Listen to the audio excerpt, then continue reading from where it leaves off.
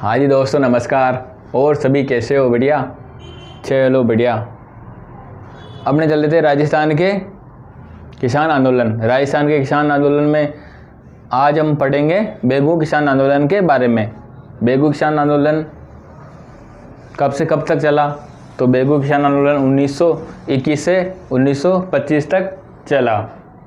ये किससे प्रभावित हुए? तो ये प्रभावित हुए थे अपने बिजोलिया किसान आंदोलन चल रहा था। बिजोलिया किसान आंदोलन चल रहा था और बिजोलिया किसान आंदोलन का नेतृत्व कौन कर रहा था 1921 में?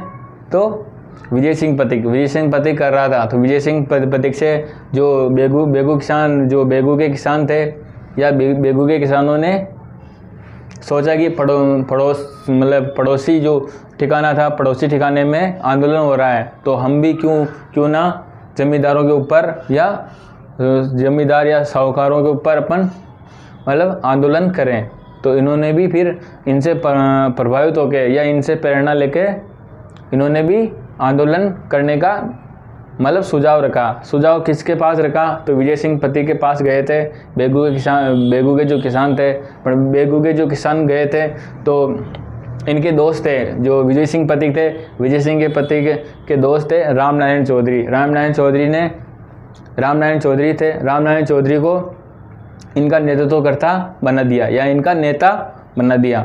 बेगू किसान आंदोलन के जो नेतृत्वकर्ता कौन थे या बेगू किसान आंदोलन के जो प्रेरणाता कौन थे? तो कौन थे? अपने रामनारायण चौधरी को बना दिया। किसने बनाया? तो अपने विजय सिंह पथिक ने बनाया था। आइए अपन जानकारी लेते हैं। बेगू किसान आंदोलन कब से कब तक चला? तो 1921 से 1925 ईस्वी तक। बेगू मेवाड़ का ठिकाना था। बेगू जो बेगू था वो मेवाड़ का ठिकाना हुआ करता था पहले। वर्तमान में ये चित्तौड़ में स्थित है। कहाँ स्थित है? तो वर्तमान में ये चित्तौड़ में स्थित है। इस आंदोलन की शुरुआत अब अपन ने पहले चर्चा कर ही ली कि किससे देख के की थी। तो अपने बिजोलिया ठिकाना था। बिजोलिया ठिकाना प्रथम श्रेणी का ठिकाना था। वहाँ से शुरुआत हुई थी क्योंकि वो उन्होंने शुरुआत कर रखी थी। किसानों ने शुरुआत कर रखी थी। जो ताकड़ जाति के किसान थे उन्होंने आंदोलन कर रखा था। और इनके आंदोलनकर्ता के नेतृत्व पहले कौन थे बिजोलिया किसान आंदोलन के? तो अपन ने पढ़ चुके थे। पहले नेतृत्वकर्ता कौन थे? तो जन्मदाता कौन थे अपने? तो साधु सीताराम दास थे। उसके बाद में कौन आए? तो अपने 1916 में कौन आए? तो 1916 में आ गए अपने विजय सिंह पथिक, जो 1916 से 1921 तक ये रहे। तो विजय सिंह पथिक रहे थे।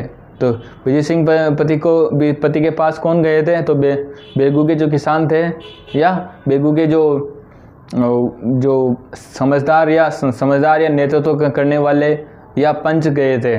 किनके पास गए थे? तो विजय सिंह के पास गए थे। उन्होंने उनको बोला कि आप हमारा नेतृत्व कीजिए, हम भी परेशान हैं तो फिर उनके पास उनका दोस्त या उनका मित्र मान लो आप, तो रामनारायण चौधरी। उन्होंने बोला रामनारायण चौधरी को ले जाओ, ये फ्री बैठे हुए हैं। तो रामनारायण चौधरी यहाँ आ गए। कहाँ गए? बेगू में आ गए और इनका नेतृत्व किया। नेतृत्व कब किया? तो 1921 में किया था। 1921 में किसने नेतृत्व किया? तो किसने किया अपने? तो रामनारायण चौधरी ने किया था। ठीक है। जो बिजोलिया किसान आंदोलन से प्रेरणा लेकर इन्होंने भी चलाया था। कब चलाया था? तो 1921 में चलाया था। कहाँ चलाया था? भैरवकुंड जो भैरवकुंड स्थान है या भैरवकुंड गांव है, वहाँ से चलवाया था। मैनाल भीलवाड़ा से भैरवकुंड गांव था, वहाँ से चलवाया था।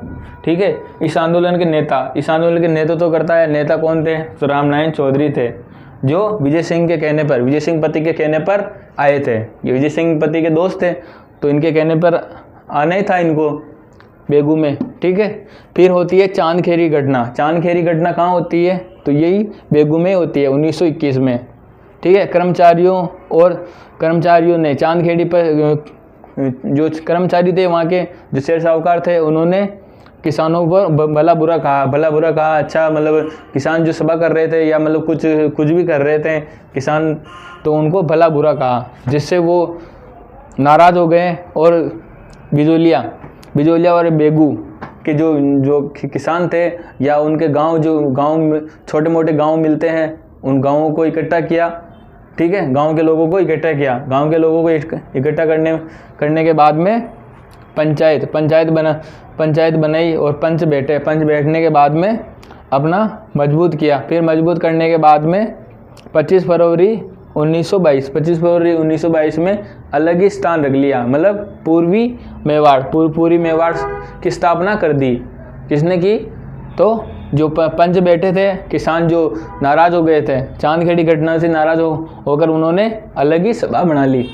अलग सभा बनाने के बाद में उस सभा का क्या नाम रखा? तो उस सभा का नाम रखा 25, मतलब पूर्वी मेवाड़ परिषद रखा, जो कब हुई? 25 फरवरी 1922 को हुई थी। ठीक है दोस्तों, आज के लिए इतना ही। कल हम ट्रेंच कमीशन या ट्रेंच आयोग की स्थापना और बोल से समझौता कब और किस दिन के बीच हुआ, वो कल हम पढ़ेंगे। ठीक है।